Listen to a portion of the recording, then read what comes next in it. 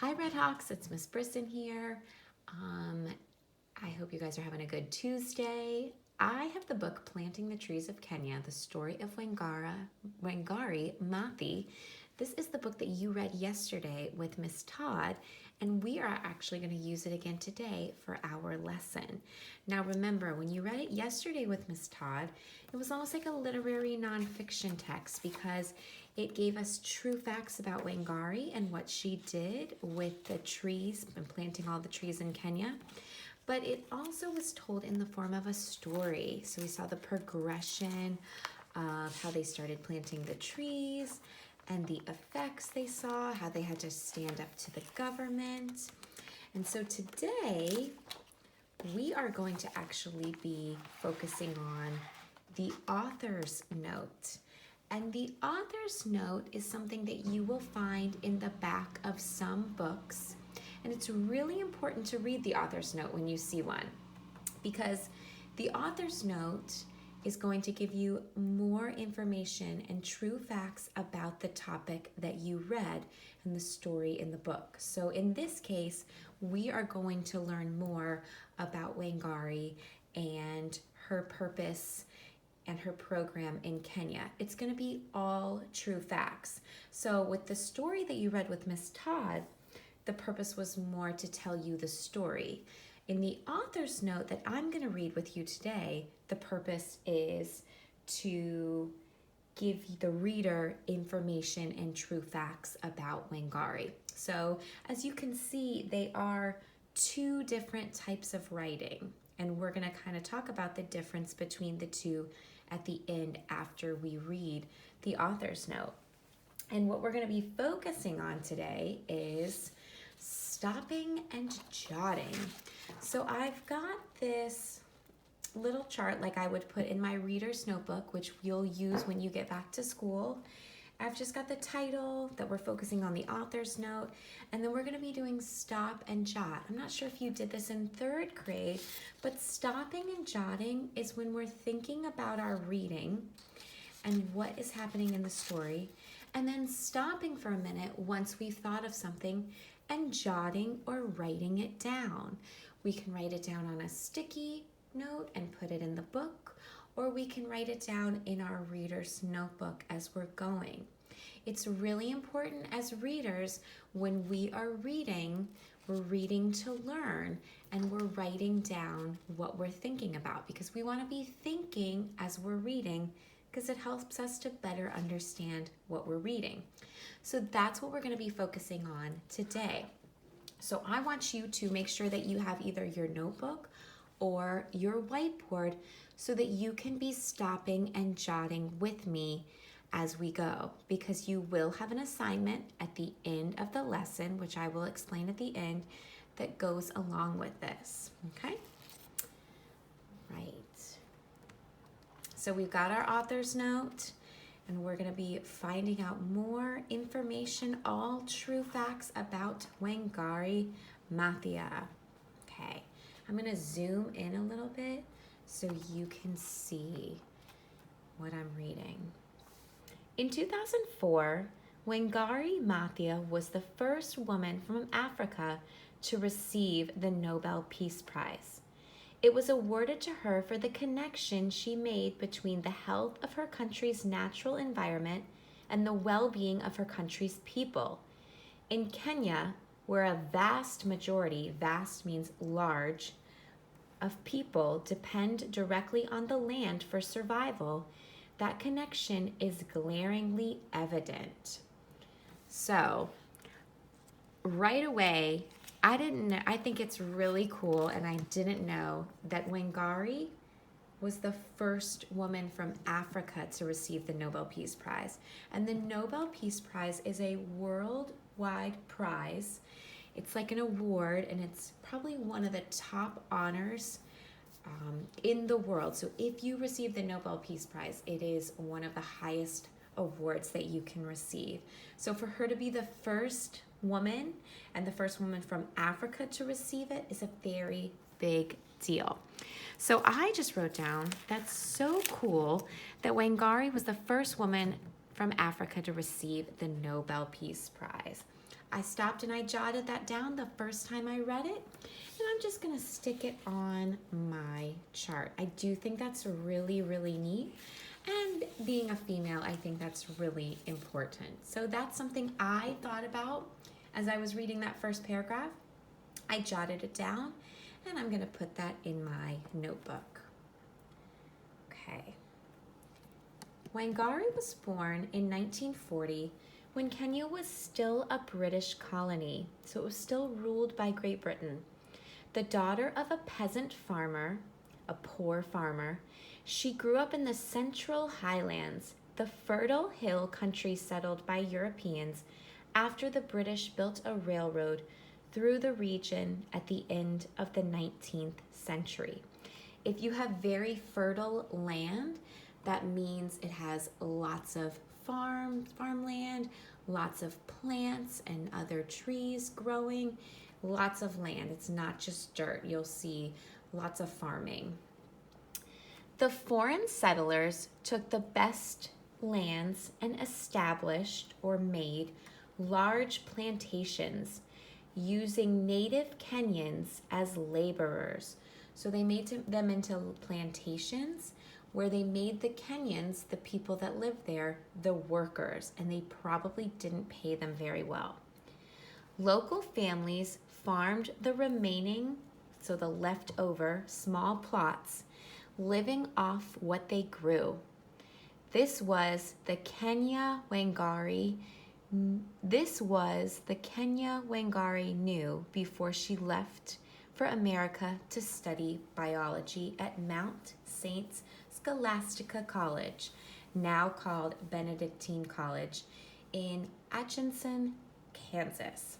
So that was the life that she knew before she came to America, which we read in the story yesterday. We knew that that happened. In 1963, while Wangari was studying in Kansas, Kenya gained its independence from Great Britain. On her return in 1966 and in the years that followed, Wangari noticed great changes.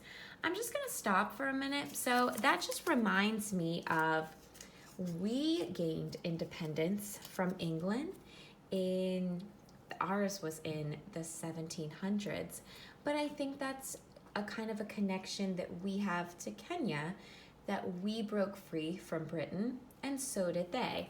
So I'm just gonna stop. I'm gonna jot down on my sticky. We also gained independence from Britain. And when I say we, obviously, I mean the Americans.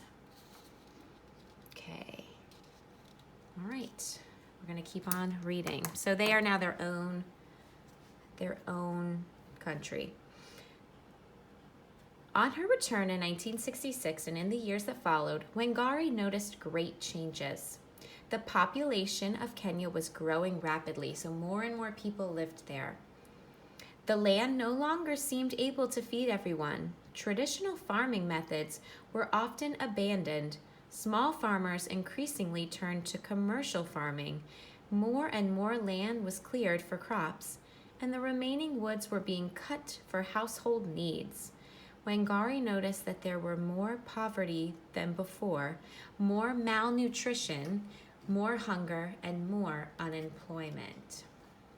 So what that's saying is they're not using the old farming methods. They're kind of using a lot more of machines and things that are more modern.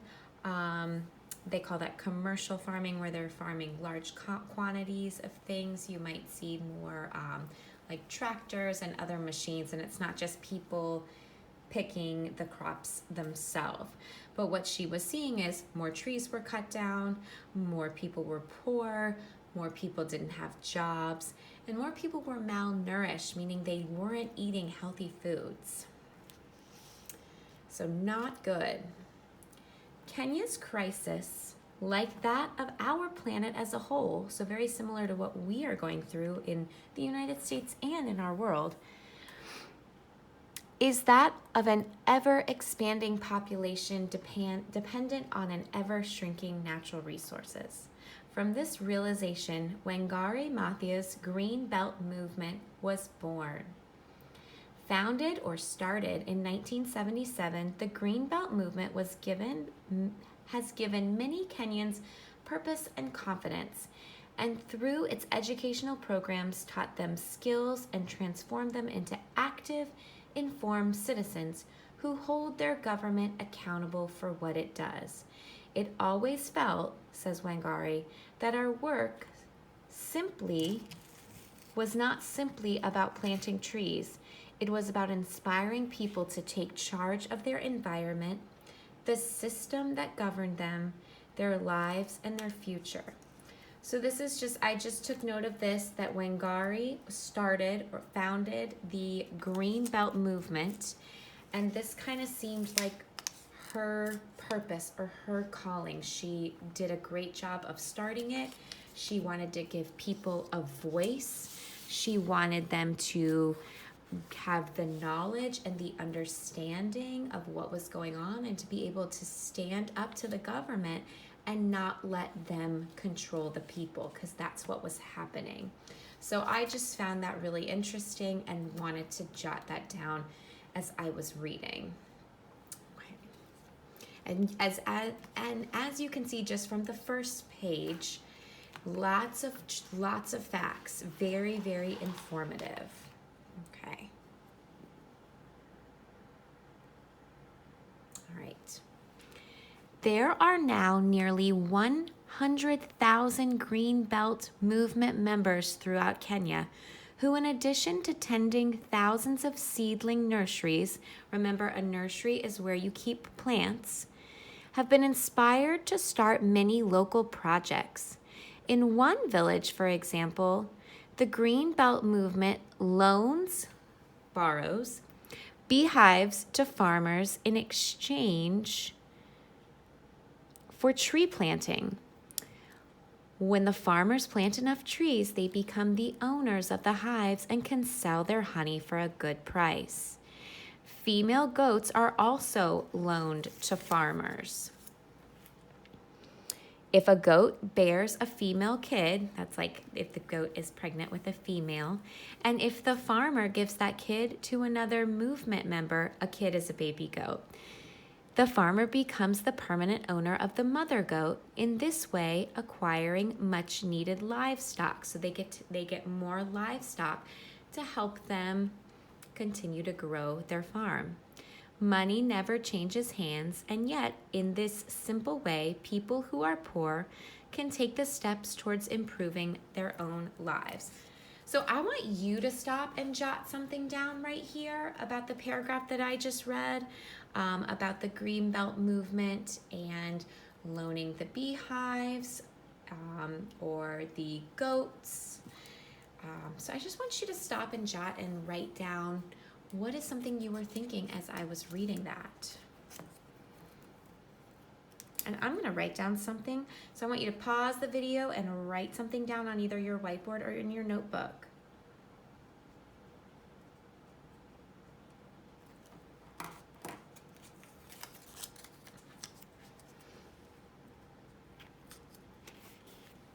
Okay, and I found it really interesting that they're using the beehives. This is such a great system, and the bees, as you know, are endangered. So if we can continue to save the bees and then they can sell the honey to locals in Kenya, it's just a great bartering system. And like they said, there's no money involved. You're trading. So I think that's a very intelligent or smart system. So I'm going to add that to my stop and jot page. Okay. Over the years, Wangari's work has demanded persistence. We know persistence like when we read Salt in His Shoes, Michael Jordan, and courage. In 1989, she angered the government by protesting its plan to build a 62-story building in Uri Park in the nation's capital of Nairobi. In retaliation, that's like them fighting back, the government kicked out the Greenbelt movement from the headquarters it had occupied for 10 years. Wangari's friends were so afraid of what the government might do to her that they moved her from house to shelter her. The skyscraper, however, was never built. So her protest and her fight actually worked because they never built the skyscraper. In 1999, Wangari and her supporters, armed with seedlings, protested the government's plan to sell off portions of Karoo Forest. Security guards awaited the protesters, and in the struggle that followed, Wangari was hurt and hospitalized with head injuries. And as we know, sometimes protests can turn violent, so it can be dangerous. However, that government scheme, too, was defeated. So what the government had planned to do didn't work because of their protests, and luckily she was okay. Wangari does not think of herself as brave. She simply believes that those who feel strongly about something and understand what needs to be done must act. Wangari has become a member of Kenya's parliament since 2002, an assistant minister for environment in the Ministry of Environment and Natural Resources since 2003. Sorry, that was one of my dog Bodhi's hairs. She is the mother of 3 grown children, Weru, Wanjari, and Muta. Okay. And I want you to stop and jot down one more thing. What were you thinking as I was reading the last 2 paragraphs? Possibly about the protest or how she doesn't think of herself as brave. So I want you to pause the video and stop and jot your thinking. It could be something that you were surprised about or found interesting. So I didn't realize that Wangari had gone through so many struggles and great lengths to fight for her cause. I really admire what she's done, and I am shocked that she doesn't consider herself brave, because I consider herself to be very, very brave. And I found her to be very inspirational. She never stopped fighting for what she believed in. So as you can see, I've got 5 stickies. I stopped and jotted down 5 things that I was thinking about as I was reading the author's note here. Remember, the difference between what you read yesterday with Miss Todd and what you read today with me is that the story kind of was, it had a progression, there were characters, it had a beginning and a middle and an end. The author's note is just true facts about Wangari and her purpose. So one is more of a story, and the author's note is more of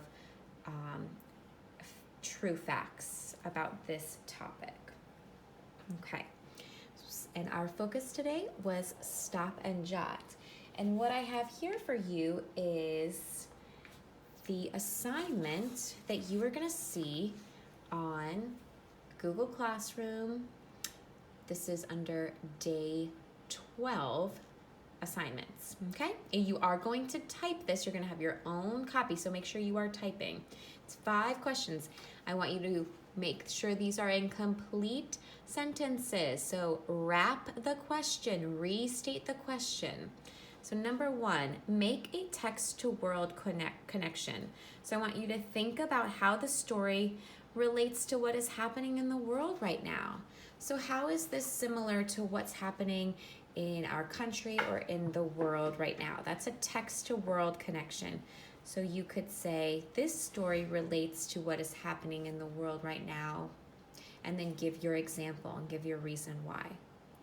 Number 2, What is the difference between the story that Mrs. Todd read yesterday and the author's note that Mrs. Brisson read today?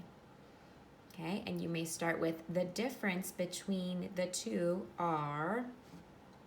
Number 3, what are 2 interesting points that you jotted down during the author's note? These are your stop and jots from the read aloud. So you're just typing in 2 of the stop and jots you did while you were doing this lesson with me. Number 4, what is the purpose of the author's note? So if I were to wrap the question, I would say the purpose of the author's note is, and then I would finish my sentence and end with a period. And number 5, what is one thing you will always remember about Wangari Maathai? Something that you took from this, either from the story that Miss Todd read or the author's note that I read. I really enjoyed this story, this book, and I hope you did too, because Miss Todd and I really enjoyed planning it out for you. I also have included just a quick 2.5-minute video of Wangari talking about the Nobel Peace Prize and the book that she actually wrote. So check that out on the day 12 daily schedule under reading. All right, friends, I'll see you tomorrow.